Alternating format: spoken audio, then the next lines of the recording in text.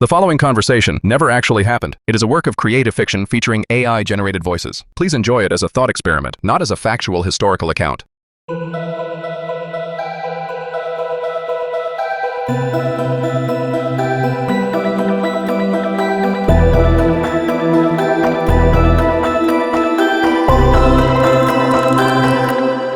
This is the Time Capsule Lounge. Wow. Most peculiar. I've never encountered a room quite like this before. Looking for the exit, Professor? I've been searching myself. Not that I'm in any hurry to leave such comfortable surroundings. I was merely observing that the architectural principles at work here seem to defy conventional Euclidean geometry. The dimensions appear fluid. Trust a philosopher to make even a room complicated. Me? I've stopped questioning it. I just find it strange that neither of us remembers arriving, yet here we sit, having a perfectly pleasant time. Indeed. And despite the unusual circumstances, I found the setting quite stimulating, and the refreshments to be more than satisfactory. On that we can agree. Whatever this establishment is, they keep excellent spirits, better than most riverboat bars I've known. Though I imagine you German philosophers would find our American democracy as unstructured as this mysterious lounge. I'll have you know, sir, that I greatly admired the ideals of the American experiment, though I would indeed have advised a more rigorous philosophical foundation. Oh, don't mind my teasing. It's a habit I picked up along the river. But speaking of where we are, by all rational principles we shouldn't even be able to converse, given that I recall quite clearly dying in 1910, and you being from a considerably earlier era. Yes, a most perplexing situation. I passed away in 1804, which would make our conversation temporally impossible according to all known laws of nature. Perhaps this is some form of transcendental illusion or post-mortal hallucination. Don't let a little thing like death get in the way of a good conversation. I've always thought there are two important days in a person's life, when you're born and when you figure out why. Though being summoned with a fellow who died a century before me might just count as a third. What's this? Some form of instruction? Well, Seems our host wants us to introduce ourselves proper-like, even though we've already been jawing at each other for a spell. Please introduce yourselves to our listeners. Listeners, are we being overheard? Most peculiar. So we engage in discourse without the physical presence of our audience? Appears to be. Like a public lecture where the listeners remain unseen, or a treatise addressed to future scholars? An intriguing proposition. Very well. If reason demands, we follow this protocol. After you, Professor. Meine sehr geehrten Damen und Herren, my most honored ladies and gentlemen, I am Immanuel Kant, born in 1724 in the city of Königsberg, Prussia, where I remained my entire life. I served as professor of logic and metaphysics at our esteemed university, and devoted my existence to understanding the fundamental structures of human reason and morality. My works include the Critique of Pure Reason, in which I sought to determine the limits and scope of human knowledge, and the groundwork of the Metaphysics of Morals, wherein I developed the categorical imperative as the supreme principle of morality. Well, since we're being formal about it, howdy there, invisible listeners from the present. Mark Twain here. Born Samuel Langhorne Clemens in 1835 when Halley's Comet was passing overhead. Lived quite a few places, Missouri, Nevada, Connecticut. Been a printer's apprentice, a riverboat pilot, a silver miner, a journalist, and eventually took to writing books and giving lectures. Wrote some tales the modern listeners hopefully heard of. Adventures of Huckleberry Finn, The Adventures of Tom Sawyer, and a fair number of stories that raised eyebrows in polite company. Died in 1910 when that same comet came back around, just as I predicted. You predicted your own death by celestial alignment. Most extraordinary. I simply said I came in with Halley's Comet and expected to go out with it too. And so I did, though I didn't expect to end up here, wherever here is, having a chat with a German philosopher who died over 100 years before me. The convergence of our different eras in this peculiar locale does present fascinating philosophical questions about time and existence. And there he goes with the deep thinking. You know, Professor, I've met men who'd ponder the meaning of a raindrop while standing in a downpour and getting soaked. Sometimes it's best to just accept the strange circumstances we find ourselves in. Perhaps, though curiosity about one's circumstances seems only natural. But you're right. We have matters of substance to discuss rather than merely speculating about our situation. So, I understand you are quite the traveller, Mr. Twain. While I myself never ventured beyond the vicinity of Königsberg, you explored much of your young nation and even travelled abroad. That I did. Sailed the mighty Mississippi from top to bottom as a riverboat pilot. Best days of my life, I sometimes think. Crossed the American frontier when it was still wild, ventured to the silver mines of Nevada, voyaged to Europe, the Holy Land, India, Australia. You know, Professor Kant, I've found nothing broadens the mind quite like seeing how folks live differently across the world. Clears away prejudices and narrow thinking faster than any book learning. No offense, Professor, but didn't you feel your world was a bit small? Not at all. The physical dimensions of one's surroundings have little bearing on the scope of one's mind.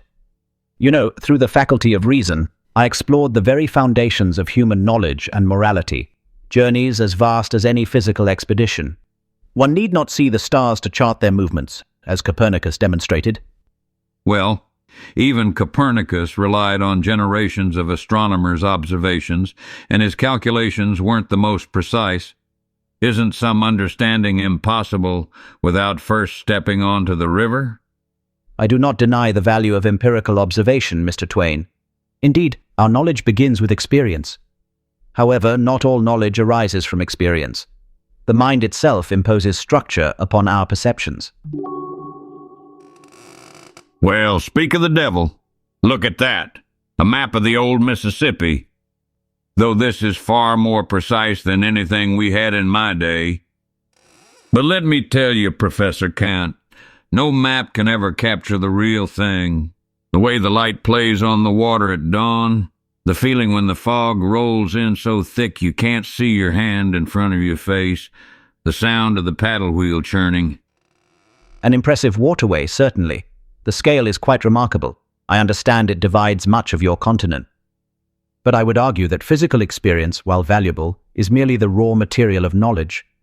It is only through the organizing principles of the mind, what I call the categories of understanding, that experience becomes meaningful. That's a mighty fancy way of saying you think too much, Professor. Some things you just have to feel. When you're navigating that river, you develop what we pilots called the feel of the water. You learn to read the surface, to know what's happening underneath by the faintest ripple or discoloration. No book learning can give you that. Yet you yourself became an author, Mr. Twain. As I understood, you extensively translated your experiences into words for others who had never seen the Mississippi. Does that not suggest that experience can be communicated through reason and language? Well, now that's a fair point. I did try to put the river into words, but I always knew the words were just shadows of the real thing. See this bend here near Hannibal? I could write 1,000 pages about it and still not capture what it feels like to round it at sunset with the light turning the water to gold. Though I suspect you'd say that even my direct experiences were just shadows of some deeper reality. Or am I? Precisely. What you experienced directly, what I call phenomena, are shaped by the structures of your mind. Behind them lies the noumena, things as they are in themselves, which we can never directly access. Your experiences of the river, vibrant as they were still filtered through human faculties of perception. So you're saying even when I was on the river, I wasn't really experiencing the river as it truly is, that it was all just some version filtered through my mind? Not quite. I'm saying that your experience of the river was real, but it was inevitably shaped by your human faculties of perception. The river as it exists, independent of any observer, we can never fully know. Interesting theory, Professor. But seems to me that's like writing a book about swimming without ever getting wet. Haha. The principles of human understanding are universal, Mr. Twain. They function the same whether observing a church in Königsberg or the Mississippi River. The environment changes, but the mind's operations remain constant. So instead of traveling the world to test your theories, you just walk the same route at the same time every day? Assuredly. The same route, every day, at precisely the same time. Ah, yes. I heard that folks in Königsberg were setting their clocks by your afternoon strolls. There goes Kant, they'd say. It must be 3:30. Indeed, I found that a regular schedule fostered clarity of thought. My daily walks at precisely 3:30 provided the perfect opportunity for contemplation, free from distraction. Consistency in habits produces consistency in thinking. You know, that's where we differ fundamentally. A river changes every day, never the same twice. A sandbar that wasn't there yesterday appears today. What worked yesterday might sink you today. Makes me wonder if your unchanging routines might have, well, limited your thinking somewhat. On the contrary, by eliminating the variables of everyday life, I created the perfect conditions for pure reason to operate. Would Copernicus have formulated his theories if he were constantly distracted by new landscapes? Newton by changing routines? Probably not. The greatest discoveries occur when the mind is properly focused. But Columbus might not have bumped into America if he'd stayed home philosophizing, and I wouldn't have written a word worth reading if I'd stayed in one place my whole life. Different pursuits may require different approaches, I grant you, but I maintain that philosophical inquiry benefits from stability and routine.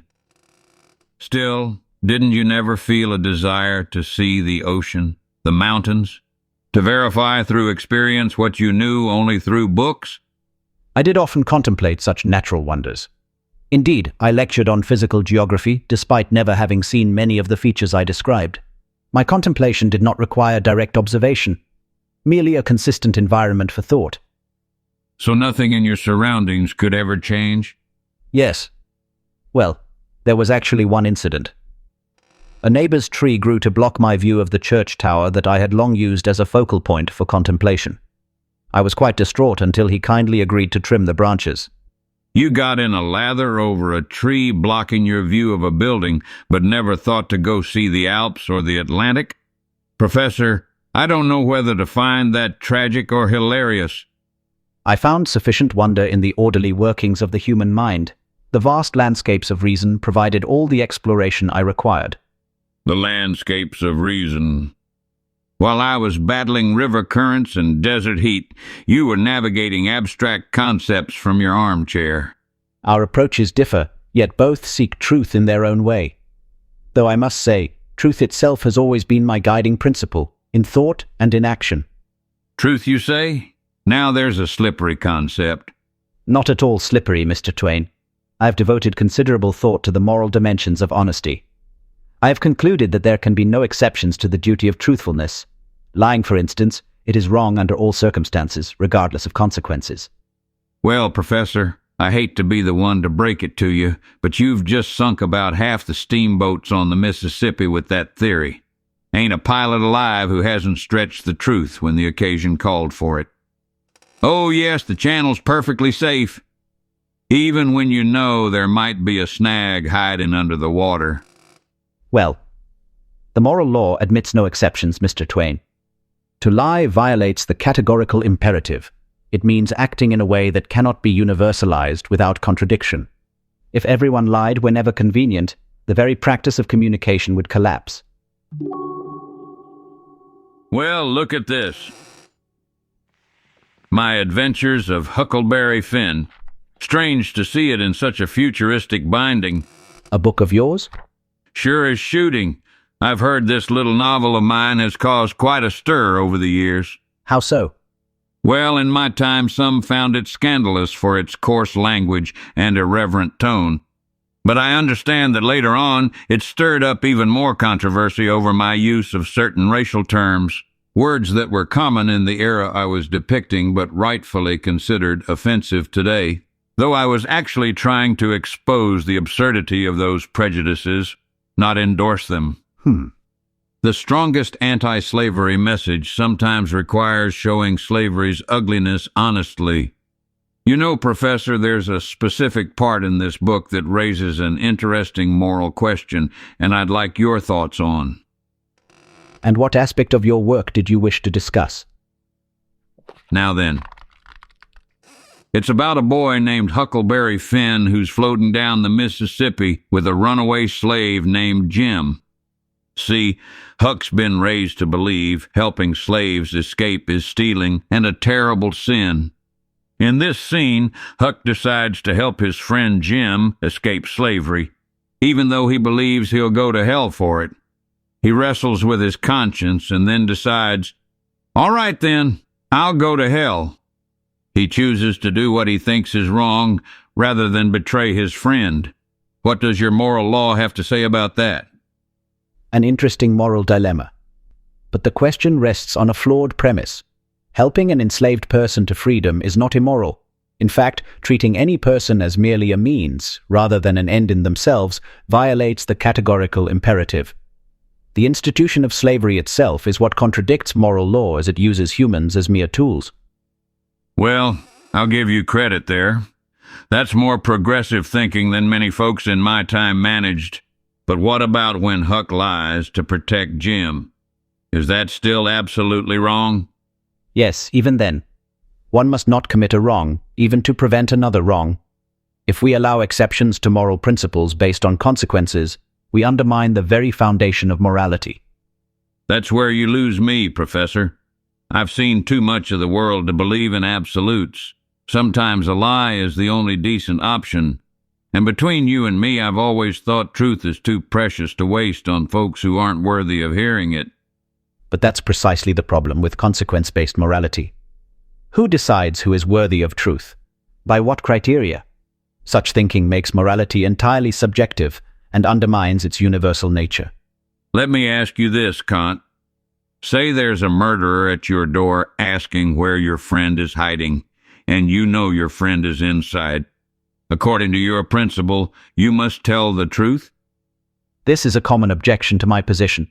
But yes, one must not lie, even in such circumstances. However, I would not be obligated to answer at all, or I might find other truthful ways to protect my friend without resorting to falsehood. That sounds like splitting hairs to me. Sometimes the rigid truth does more harm than good. You know, I wrote something in my autobiography about how when you're in doubt, just tell the truth. And I mentioned that this advice would astonish people, even though telling the truth is actually the easiest thing in the world. I don't understand.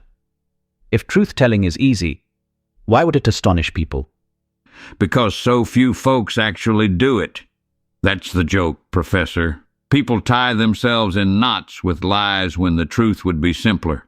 But that doesn't mean the truth is always right. Sometimes compassion matters more than accuracy.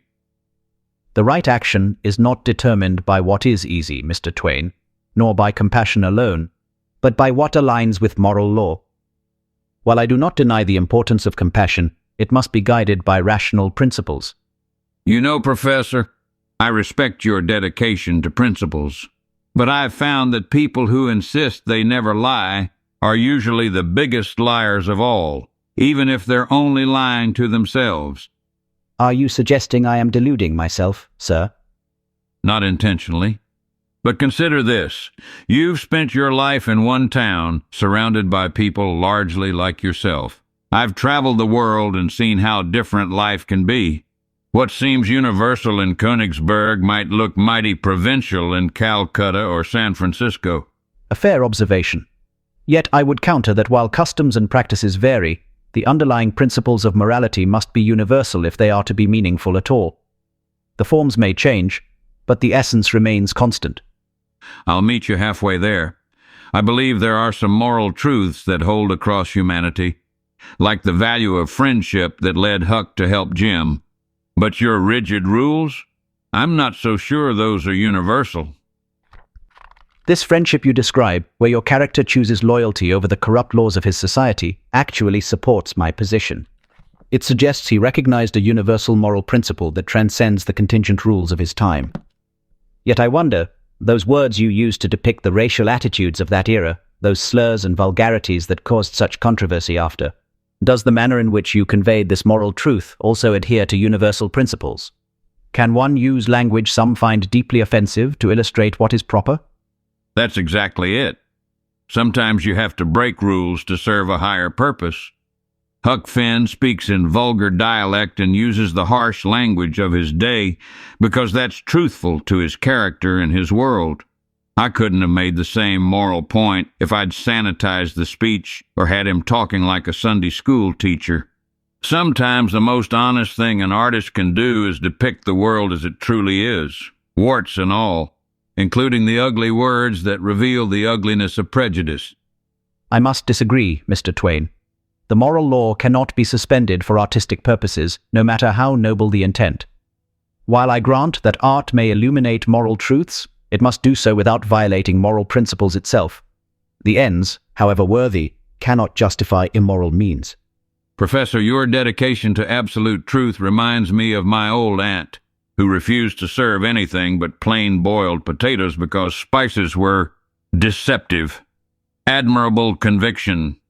Though I notice the world tends to favor those who add a little seasoning, perhaps that's why the Almighty gave us imagination alongside reason, one to build the rules and the other to figure out when to bend them. I suspect even in Königsberg a little embellishment made life more palatable now and then.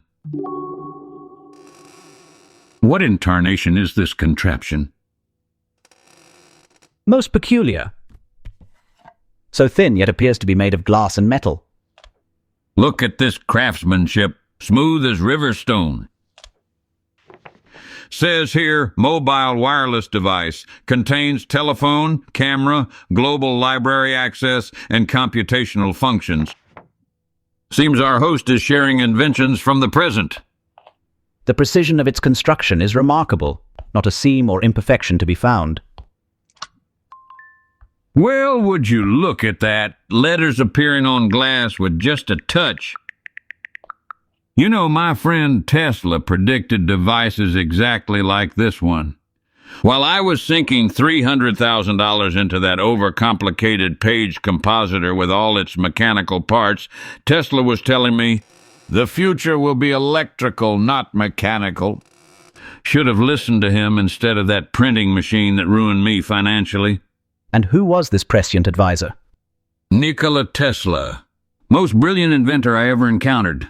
While I was losing my fortune on mechanical gears and levers, he was already working on wireless energy transmission. This device here, with its invisible communication, is exactly the kind of future he envisioned. No mechanical parts, just energy and signals. This Tesla sounds like a remarkable intellect, a man who could perceive the underlying principles of nature. I'd say the lounge should summon Tesla soon. The man was half prophet, half wizard. He told me invisible waves were constantly flowing all around us, carrying energy and information. In my lifetime, I watched communication leap from month-long letter deliveries to instant telegraphs, and Tesla predicted it would go even further. You know, every new communication marvel comes with the same promise, that it will finally bring humanity closer together. And did it? Well, we certainly got messages faster, but I can't say we grew any wiser about what we sent. The telegraph spread news quicker, but also rumors and market panics made it easier to talk, not necessarily easier to understand each other. You touch on something important there. The ability to communicate more efficiently does not guarantee we communicate more truthfully or wisely. Now you're talking sense. Look at this thing. Probably holds more knowledge than the Library of Alexandria in something smaller than a deck of cards. Now I just imagine it. Modern folks walking around with all human wisdom right in their pockets must have created a veritable paradise by now. No doubt they've eliminated war, cured poverty, banished prejudice, and, miracle of miracles, even politicians have stopped lying. At least that's what would happen if knowledge alone was enough to make us better people. You suggest that access to knowledge has not transformed society as one might hope? If there's one constant I've observed in human nature, it's our remarkable ability to ignore useful information when it contradicts what we want to believe. Though something tells me that having the world's wisdom at your fingertips doesn't mean you'll bother to consult it before forming an opinion. I understand your skepticism. In my time, I observed that many remained in what I called self-imposed immaturity, unwilling to think for themselves despite having the capacity to do so. Self-imposed immaturity? That's a fine way of putting it. In my experience, most folks would rather be comfortable than correct. Yet I would argue that with greater knowledge comes greater potential for moral advancement. As reason expands our understanding, we become more capable of recognizing our duties to one another. Education and enlightenment walk hand in hand. I wish I shared your optimism, Professor, but I've found that human nature stays pretty constant. People will use reason just as readily to justify their prejudices as to overcome them. Give a fool a library, and he'll just find more sophisticated ways to be foolish. But don't you see? It is precisely because we have reason that we can rise above our natural inclinations. We are not bound merely to act as nature dictates. We can act according to moral principles. That is what distinguishes us as rational beings. Maybe some can. I've met a few souls who seem to live by principles rather than impulses, but most folks I've known are driven more by self-interest than by your moral principles. They'll find ways to justify whatever they wanted to do anyway. The human talent for self-deception is practically limitless. That may be how people often behave, but not how they ought to behave. The gap between reality and ideal does not invalidate the ideal. The moral law remains binding even when ignored. I wonder what people in the future use this for. Probably gossip, arguing with strangers, and looking at pictures of cats. You have a rather dim view of humanity, Mr. Twain. Not always. For all my cynicism, I do believe in some ideals worth fighting for. When I saw how America was treating the people of the Philippines during that war, I spoke out against it, even though it wasn't popular. I wrote against imperialism when most were cheering it on. Some principles are worth defending, even when they're inconvenient. That, Mr. Twain, is precisely what moral autonomy means. To act according to principle rather than expedience or popular opinion. To recognize the inherent dignity in all human beings, regardless of their nation or race. Perhaps we are not so far apart after all. Maybe not, though I suspect I've had more fun testing the limits of your moral laws. I found that a good story, a fine cigar, and convivial company often taught me more about human nature than any philosophical treatise. I was not without pleasures, Mr. Twain. I enjoyed lively dinner conversations with friends. My table was known for good food, good wine, and stimulating discussion. I was even known to tell jokes during my lectures. You? A joker? Now that I would have paid to see. Indeed, students often found my lectures entertaining as well as enlightening. One need not choose between intellectual rigor and enjoyment. The stereotype of the Tao philosopher is largely inaccurate, at least in my case. I wonder what folks in the future think of us, now that they have devices like this to learn about history. Our ideas must have survived somehow, or we wouldn't be here in this curious lounge, though I wonder if they remember more of my quips than my actual arguments. An intriguing point. While I believe we should act rightly regardless of recognition, I admit to curiosity about how posterity has interpreted my work. Have they found value in the categorical imperative, or merely preserved it as a historical curiosity? I'd like to think something meaningful of us lives on, not just our names, but our ideas, something that helps folks navigate this river of life a little better. Though I suspect they've likely kept my jokes and forgotten half my serious points. Such as? Well, I once advised folks to never argue with fools. They'll just drag you down to their level and then beat you with experience. Had audiences roaring with laughter all across America with that one. Though, funny enough, the politicians in attendance never seemed to join in the merriment. Can't imagine why. There is genuine wisdom in such observations. Behind your colorful language and humor lies insight into human nature. You use wit to reveal truth, much as I use reason. Well now, I never thought of it quite that way. I just found that sometimes people will listen to a joke when they'd turn away from a sermon. Funny how your jokes and my logic can end up in the same place. Just different ways of getting people to see clearly. Oh, it seems our time in this curious establishment draws to a close. All good conversations must end, I suppose. Though I admit this has been more stimulating than most of the lecture tours I gave in my later years. It's been a genuine pleasure and honor to be summoned to this lounge with you, Professor Kant. The honor and pleasure have been mine as well, Mr. Twain. A most unexpected but valuable encounter. You know, for a man who never left his hometown, you had a remarkably broad vision. Your categorical imperative, the idea that we should act only according to rules we'd want everyone to follow. There's something decent in that, even if I think it needs some bending now and then. And for a self-proclaimed cynic, Mr. Twain, you show a remarkable commitment to human dignity and justice. Perhaps the difference between us is not so much in our values as in our expressions of them. If I may ask one final question, what do you consider your greatest contribution to humanity? I'd like to think I help people see the humor in their own hypocrisies. Laughter can deflate pretension better than any philosophical argument. Sometimes people need to be entertained into the truth, rather than lectured into it. And you, Professor? I sought to establish that human beings are ends in themselves, never merely means. That each person has inherent dignity beyond price or utility. I wanted to demonstrate that morality is not arbitrary, but rooted in reason itself. If those ideas persist, I would be content. Well, that's something I wouldn't mind being universal law.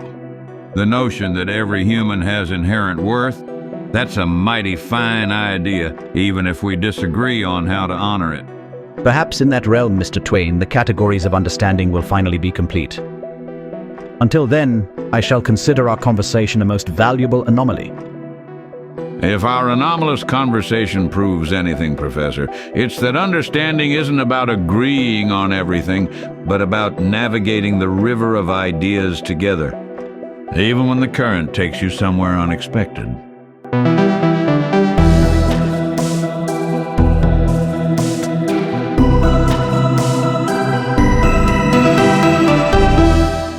Thank you for listening to the Time Capsule Lounge. Back our passion project at patreon.com/Time Capsule Lounge and help us keep summoning the extraordinary for unexpected timeless talks.